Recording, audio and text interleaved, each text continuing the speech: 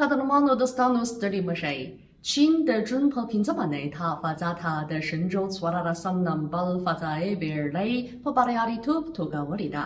د معلوماتو له مخې چین په دغې فضايي بېړۍ کې 3 ستورمزلي هم لیږلي دي.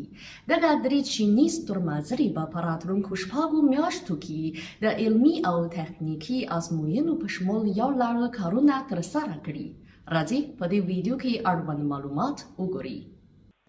د چین د انسان وړونکو فضايي چارو ادارې د جون په 15مه نېټه اعلان وکړ چې د همدې ورځې د سهار په 10:04 دقیقو یې فضا ته د شنجو 14 نمبر انسان وړونکې فضايي بېړۍ په برياليتوب توغولې ده.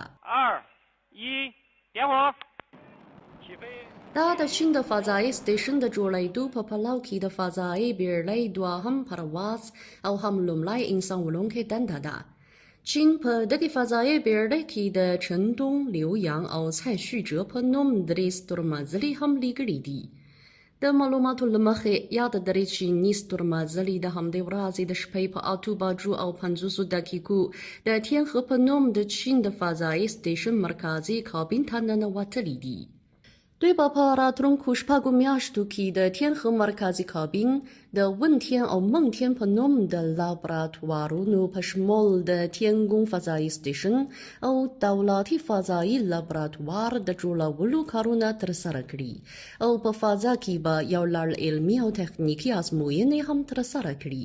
د دغو ازموینو پایلې به د بشریت د علمي او تخنیک پرمختګ د پیاوړتیا لپاره مثبت رول ولوبوي.